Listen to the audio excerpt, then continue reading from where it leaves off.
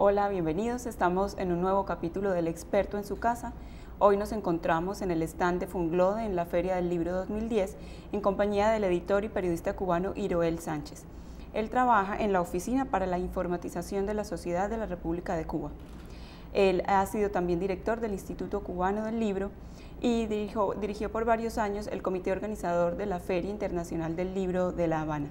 Iroel, bienvenido y gracias por estar acá. Empecemos hablando un poquito de su trayectoria en el campo del libro y la lectura en Cuba. Cuéntenos cómo ha sido. Bueno, a lo largo de 15 años trabajé en distintos editoriales, instituciones relacionadas con el libro en Cuba. Fui subdirector de una editorial, fui director de una editorial importante en Cuba que se llama Abril, que publica literatura para niños y jóvenes, hace revistas culturales como Kermán Barbudo, que es una revista muy conocida en Cuba, y también fui director de esa editorial y luego fui presidente durante 9 años del Instituto Cubano del Libro y a la vez dirigía, como tú dijiste, el comité organizador de la Feria Internacional del Libro, que está considerado el principal evento cultural del país y que realmente es una fiesta que abarca no solo la capital, sino abarca todas las principales ciudades de la isla, ¿no? Y bueno, a lo largo de esos años he tenido el privilegio de relacionarme con libros, con escritores, con ideas y participar de desarrollo del trabajo editorial en nuestro país, que es algo, ocupa un lugar muy central en la política cultural y en la política educacional cubana. ¿En qué consiste el trabajo del Instituto Cubano del Libro? El instituto se ocupa de impulsar y de estimular la publicación de libros, el trabajo de los autores en las distintas zonas de la creación, tanto del pensamiento, en la ciencia y también en la literatura, ¿no? En Cuba hay más de 100 sellos editoriales y el instituto estimula, aunque no es dueño ni gestiona todos esos sellos editoriales, tiene un pequeño grupo de sellos editoriales, sí se ocupa de priorizar, asignar recursos para estimular la producción editorial, de organizar los principales premios, tanto literarios como de pensamiento, difundir la obra de los autores cubanos nacionales e internacionalmente y de alguna manera tratar de satisfacer la demanda de lectura en el público cubano, que es bastante exigente y diversa y creciente, ¿no?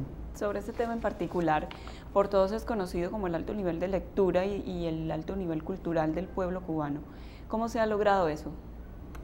Mira, eso parte de una política ya de varios años, ¿no? Que comenzó en el año 1961 con la campaña de alfabetización.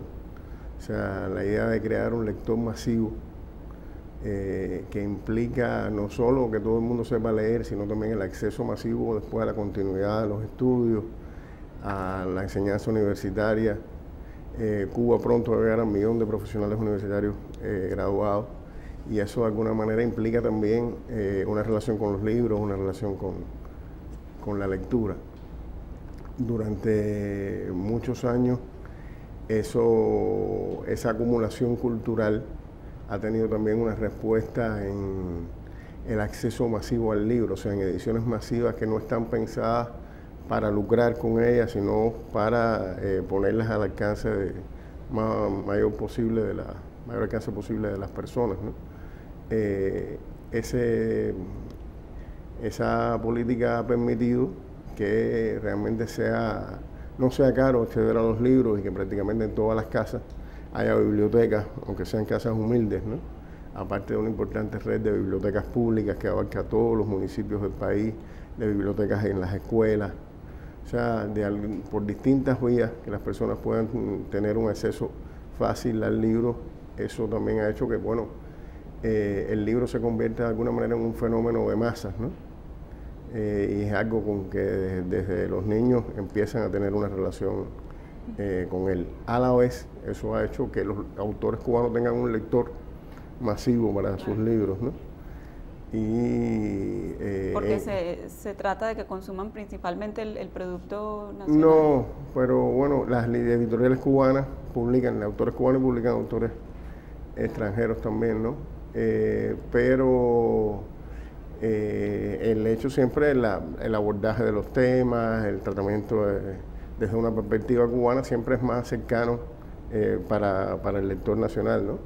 Y por tanto eso incide también en esa preferencia, aunque tratamos de tener en lo que se publica un enfoque lo más universal posible. Claro. ¿Usted tiene algunos datos que nos pueda compartir sobre el nivel de lectura, por ejemplo, anual del pueblo cubano?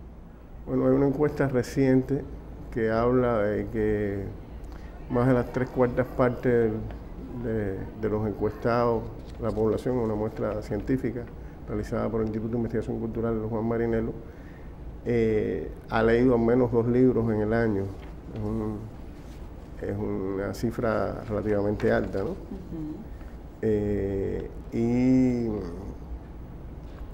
También importante, no solo que se lea, sino que se lee.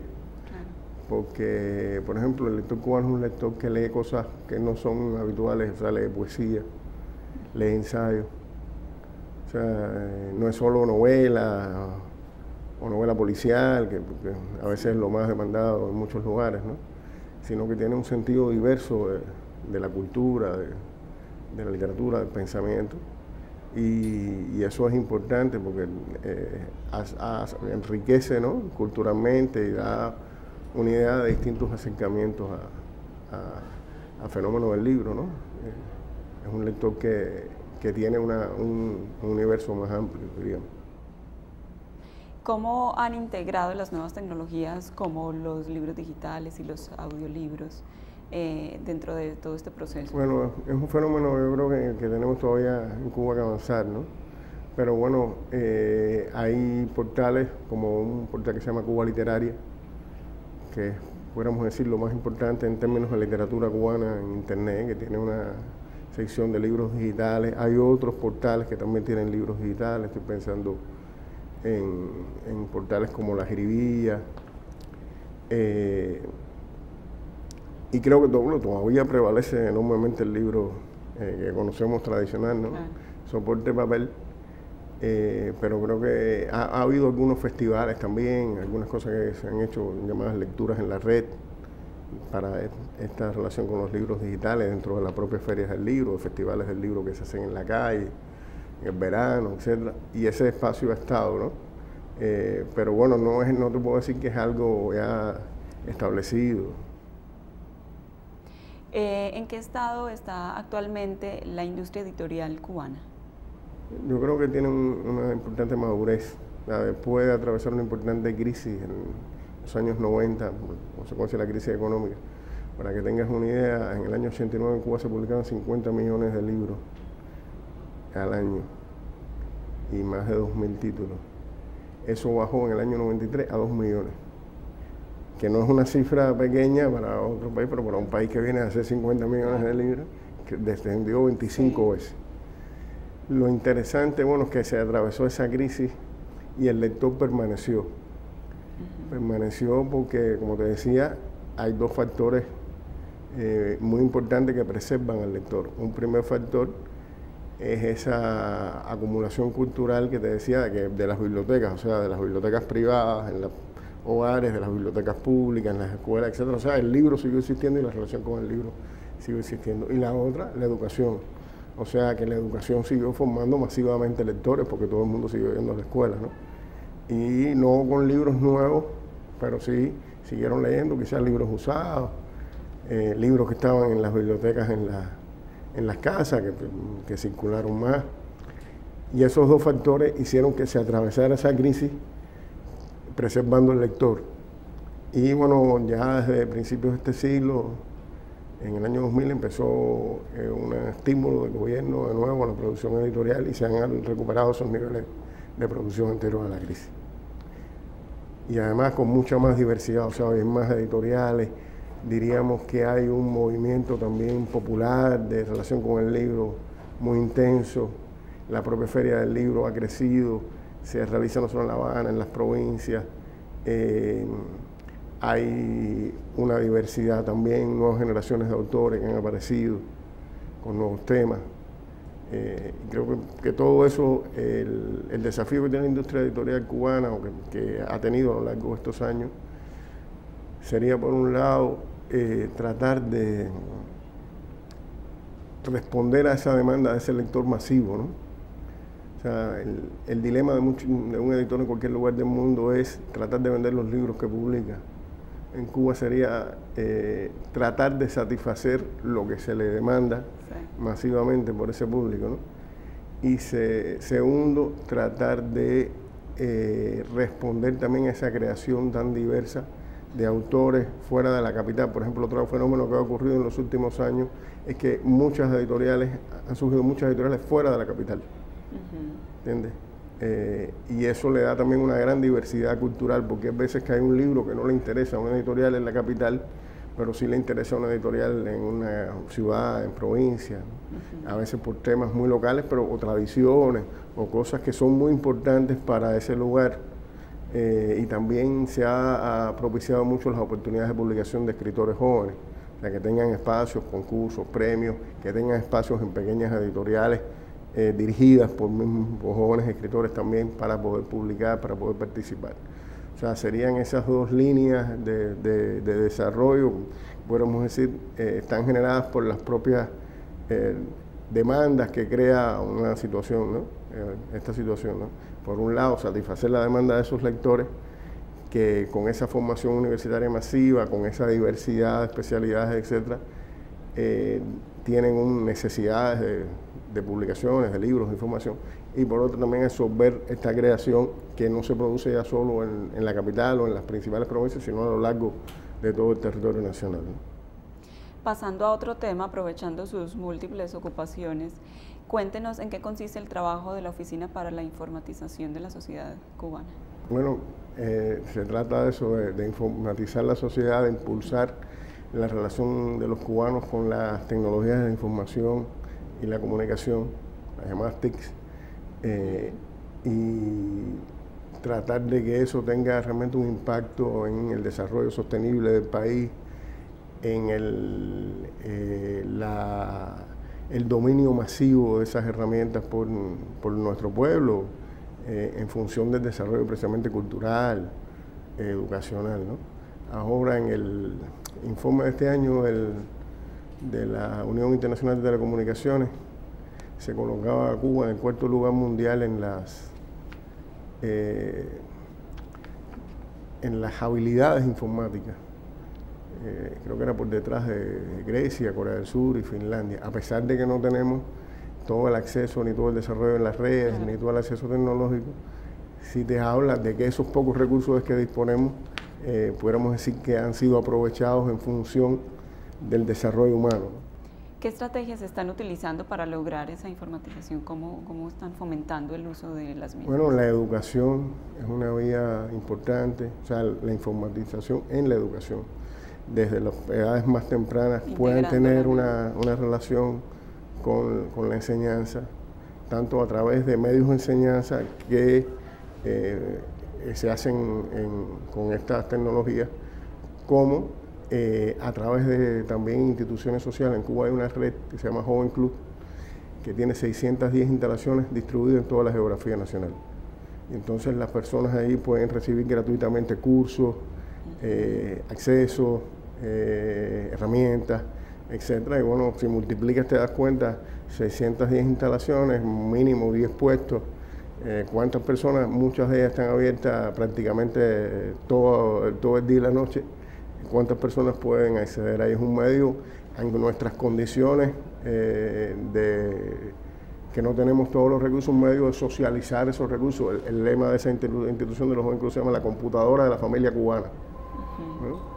Aparte, bueno, del desarrollo en las empresas, en las instituciones científicas, en las universidades, ¿no? O sea, las instituciones que producen ciencia, que producen tecnología, que investigan, tengan Cuando uno tiene pocos recursos tiene que tratar de colocarlos en aquellos lugares que pueden rendir más y pueden ser más útiles, ¿no?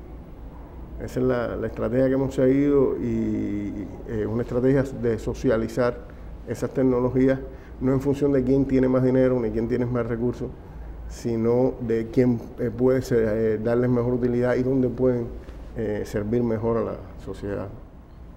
Usted nos hablaba hace un rato de la Feria Internacional del Libro de La Habana, que tiene ciertas particularidades que la convierten más que en una feria, en una fiesta. Cuéntenos sobre eso. Bueno, mira, primero es una feria no pudiéramos decir, una feria comercial, porque se venden libros, pero es una feria con un sentido participativo, popular. Primero no se queda solo en un recinto, en la propia capital se hace en el recinto de la Cabaña.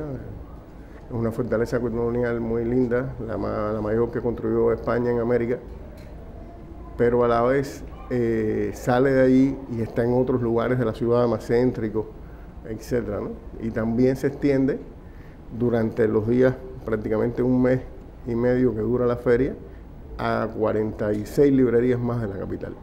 O sea, que las personas que no quieran o no puedan, pueden tener esos mismos libros, aunque no tengan acceso a todo el programa cultural, etcétera, puedan tener acceso a los libros, las novedades de la feria en cualquier librería de la ciudad.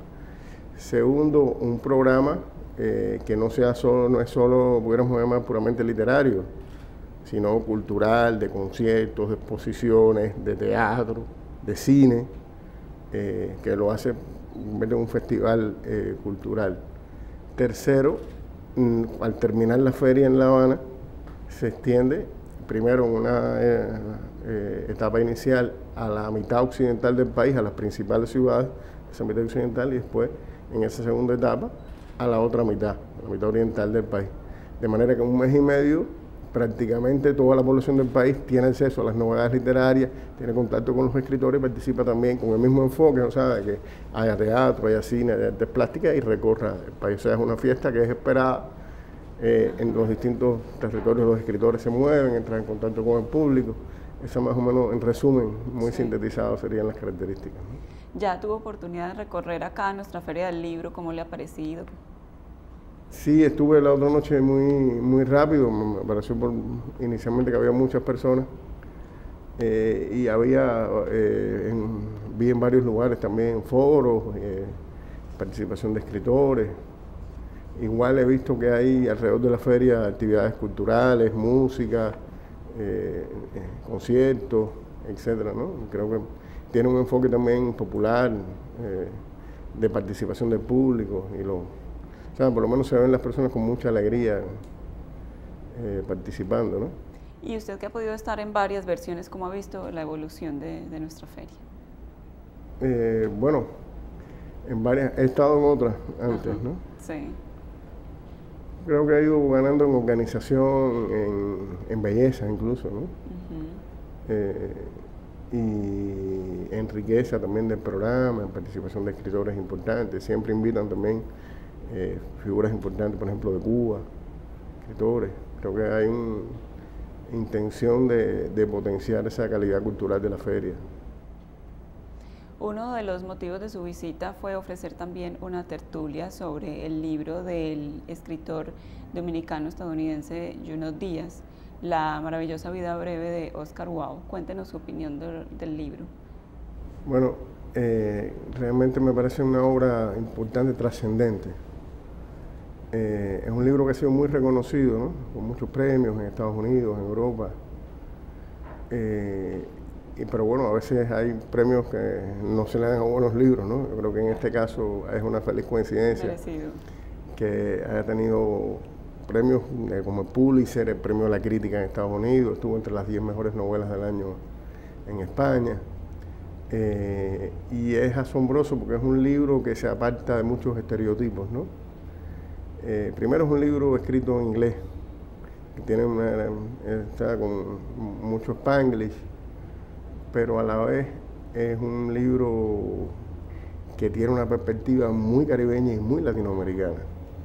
O sea, el testimonio del emigrante, y no solo del emigrante, sino del adolescente, emigrante en un mundo que él está a medias entre dos culturas, ¿no? Esos conflictos no diría que están bien reflejados, sino que están enriquecidos en el libro.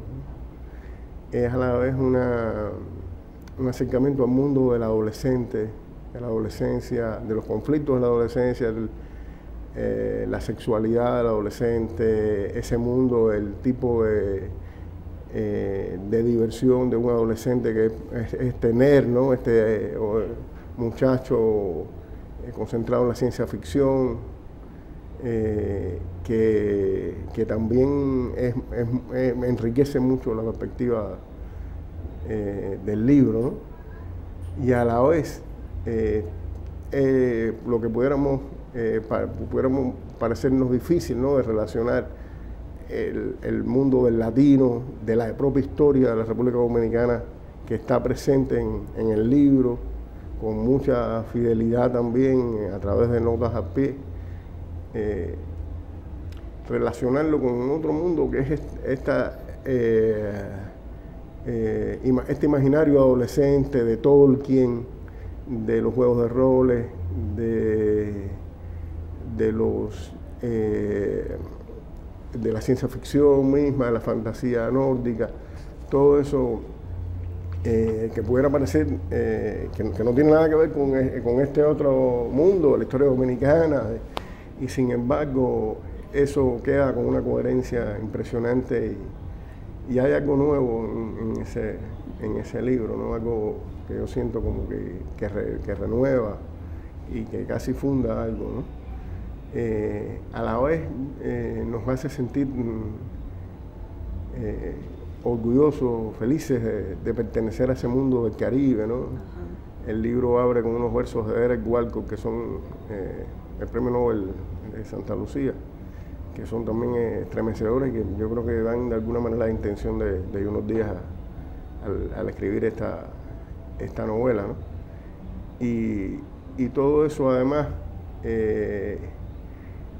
con una llegada aquí a República Dominicana, donde este muchacho que tiene todos esos conflictos, de alguna manera alcanza una realización, ¿no? Y la alcanza aquí en su origen.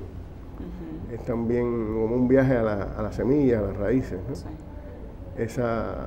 Y de alguna manera también es una novela social, ¿no? Una novela que denuncia discriminaciones, que denuncia injusticias, pero lo hace con humor, lo hace de modo divertido, de modo enriquecedor, y creo que todos esos méritos, ¿no?